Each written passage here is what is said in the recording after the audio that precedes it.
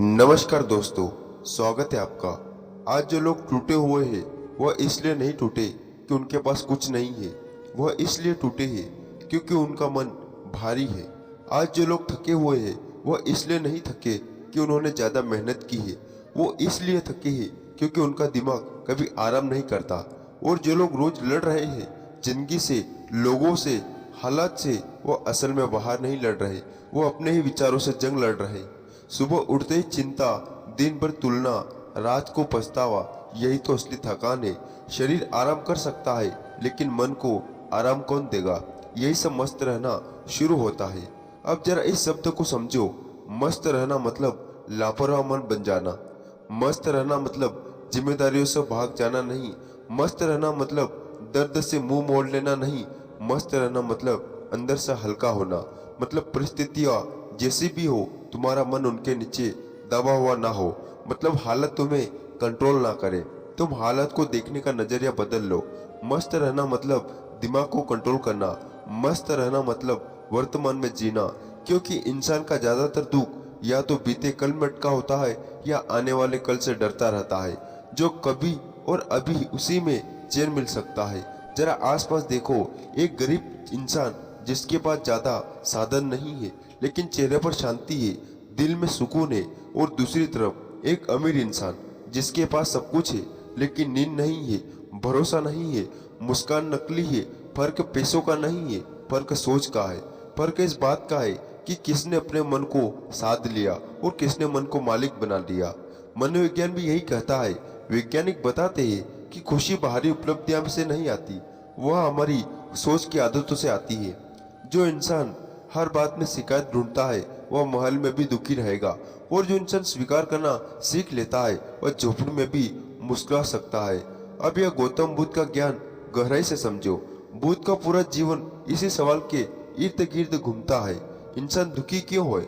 उन्होंने एक बहुत सीधी बात कही थी, दुख परिस्थितियों से नहीं पैदा होता है, दुख सोच से पैदा होता है। इंसान बाहर की दुनिया को पकड़कर बैठ जाता है, और जब वह दुनिया उसकी उम्मीद के हिसाब से नहीं चलती तो मन टूट जाता है।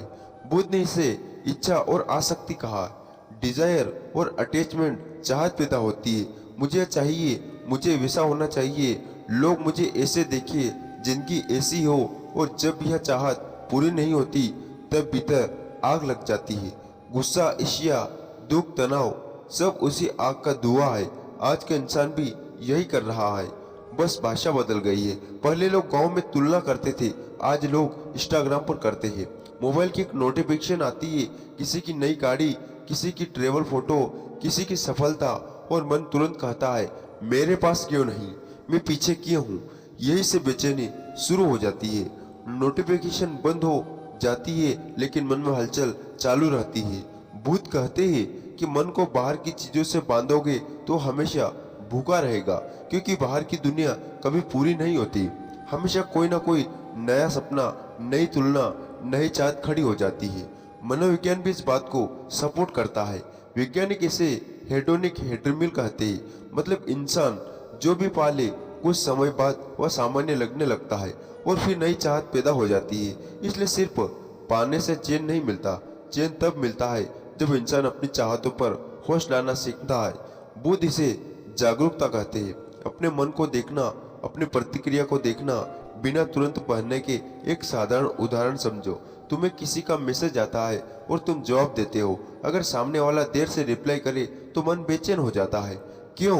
क्योंकि उम्मीद बन गई थी, दिमाग ने कहानी बना ली थी, और जब वह कहानी टूटी हो तो दुख पैदा हुआ। असल में मैसेज का देर से आना दुख नहीं है, दुख उस उम्मीद से पैदा हुआ जो तुमने खुद बनाई थी।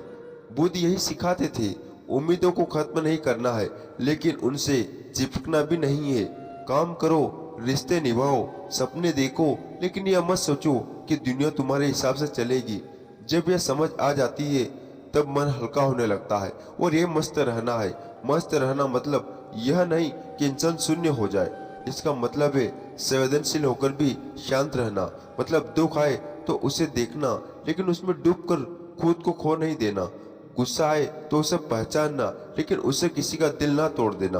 बुद्ध कहते थे कि भावनाएं बादल की तरह है, आती जाती है। अगर तुम उन्हें पकड़कर बैठ जाओगे तो अंधेरा छाएगा, अगर उन्हें जाने दोगे तो फिर आसमान साफ हो जाएगा। आज तुम्हें समझना होगा कि तुम अपने मन के मालिक बन सकते हो। तुम हालात के गुलाम नहीं। यह बात सिर्फ आध्यात्मिक नहीं है, यह वैज्ञानिक भी है। न्यूरोप्लास्टिसिटी कहती है हमारा दिमाग बदल सकता है। नई आदतें, नई सोच, नया नजरिया, सब कुछ सीखा जा सकता है। बुद्ध ने इसे अभ्यास कहा था। रोज थोड़ा सा होश, रोज थोड़ा सा ध्यान, रोज थोड़ा सा संयम, और धीरे धीरे मन का स्वभाव बदलने लगता है। और जब मन बदलता है तब जिंदगी बदलती है। तब छोटी बातें तुम्हें तोड़ नहीं पाती। तब लोग क्या कहेंगे ये तुम्हारे फैसले को कंट्रोल नहीं करता। तब असफलता तुम्हें सिखाती है, तोड़ती नहीं। तब सफलता तुम्हें घमंडी नहीं बनाती बल्कि जिम्मेदार बनाती है। यही असली मस्ती है। हंसी बाहर की नहीं, अंदर की है।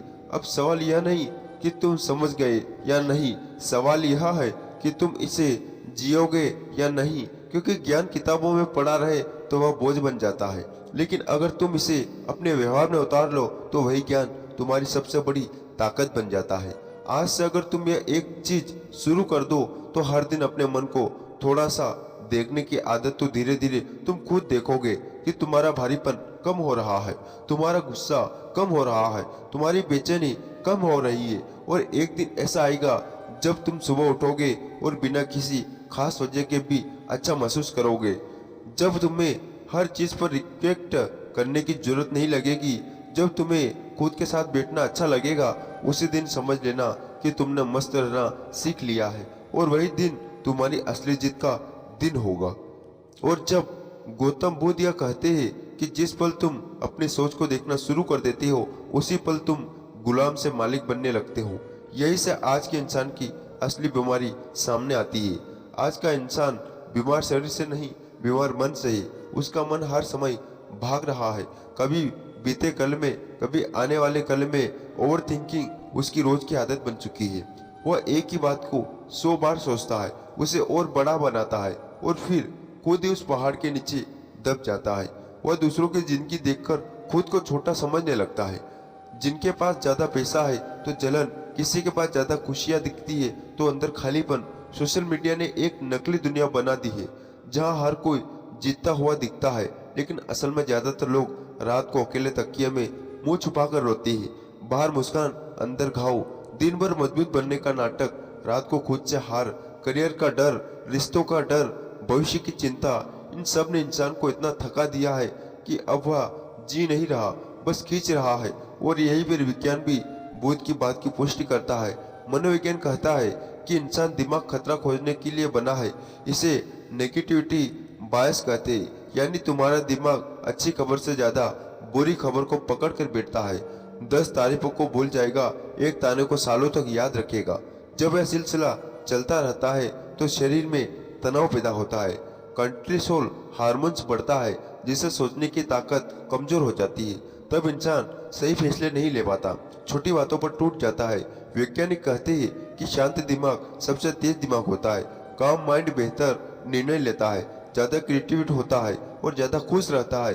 यही वजह है कि बुद्ध ने ध्यान को जीवन का आधार बनाया, क्योंकि जब मन शांत होता है तभी इंसान खुद को साफ देख पाता है। अब यह एक सच्चाई भरी कहानी तेरे दिल से टकराएगी। एक आम सा इंसान था, ना कोई खास पहचान, ना कोई मजबूत सपोर्ट सिस्टम था। सपने बड़े थे लेकिन किस्मत हर रोज परीक्षा लेती थी। रिजेक्शन मिला, धोखा मिला, मेहनत की लेकिन रिजल्ट नहीं मिला।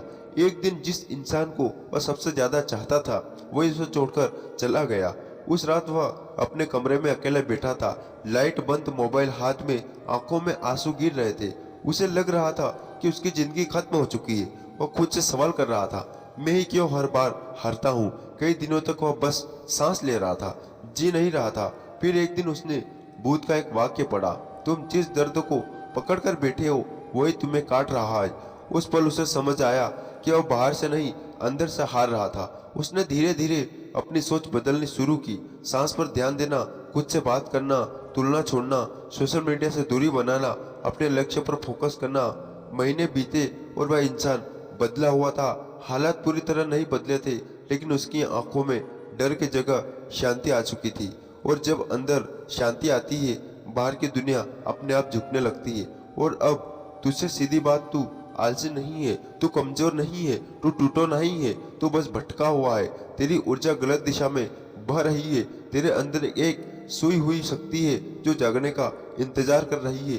बुद्ध कहते थे हर इंसान के अंदर जागृति का बीज होता है, लेकिन ज्यादातर लोग कभी पानी नहीं देते। आज तुझे खुद पर भरोसा करना होगा, खुद को नीचा दिखाना बंद करना होगा, अपने अंदर आत्मसम्मान जगाना होगा।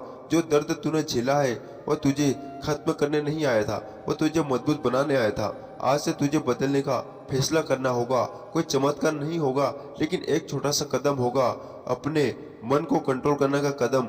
जब तू खुद को सम्मान देगा, जब तू अपने मन का मालिक बनेगा, तभी तेरी असली ताकत बाहर आएगी। और जब फोकस आता है, तब मन एक दिशा में चलता है, तब जिंदगी में बदलाव दिखाई देने लगता है।